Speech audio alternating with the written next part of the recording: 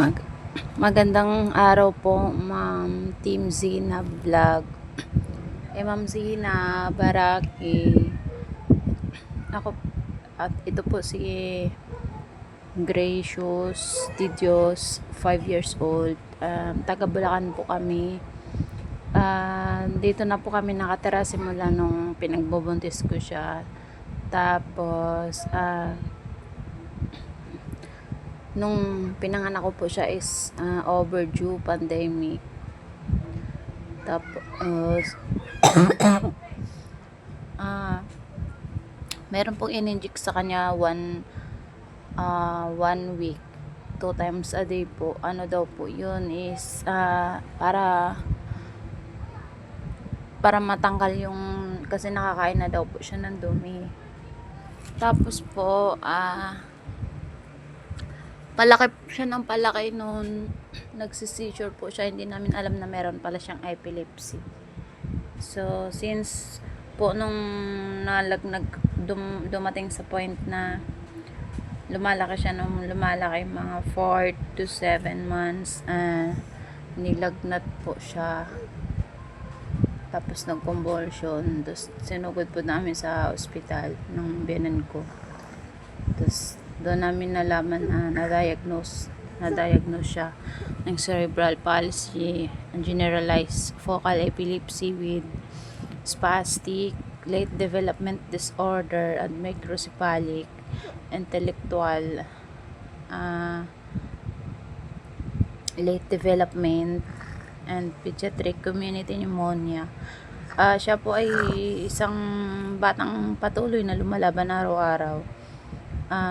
Meron po siyang, since na-diagnose po siya, meron na po siyang maintenance na levetiracetam Keppra 2 times a day. Sana Ma'am Zina Harake, sana mapanood mo po tong video ni Gracious. Gusto ko lamang po siyang ilambing sa'yo, baka sakali ibigay ka sa amin ni Lord para kay Gracious. Gusto ko lang pong ilambing si Gracious sa'yo na sana balang araw, kung pagbibigyan kami ni Lord ng time, na sana mabisita mo po si Gracious ko at matulungan po sa kanyang patuloy na pagpapagamot, like therapy po. Tsaka yung sa MRI session po, hindi po kasi namin nagawa-gawa dahil meron pong infection si Gracious sa kanyang dugo.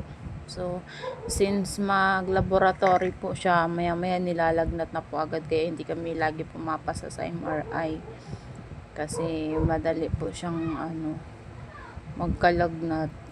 Lalo na po ngayon sobrang nahihirapan kami kasi nangungupahan lang kami ng bahay. Tapos ito po si Gracious, pinapagamot pa din namin kahit minsan ay hindi sapat, nahihinto-hinto. Tapos pag nagkakaroon ulit ng blessing, nagpatuloy ulit kami mag-therapy. Actually po dalawa po silang magkapatid. Yung kapatid po niya is ayan, okay naman po yan, glory to God, wala naman po siyang sakit. Yan po yung bunso at ito naman po yung panganay. Sana mapanood mo po to, Ma'am Zina Baraki, mabigyan mo po kahit konting tulong lang po, like milk and diaper para sa kanyang daily needs po.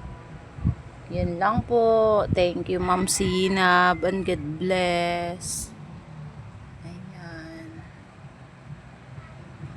pinatagilid ko po siya kasi nahihirapan po siya magpopo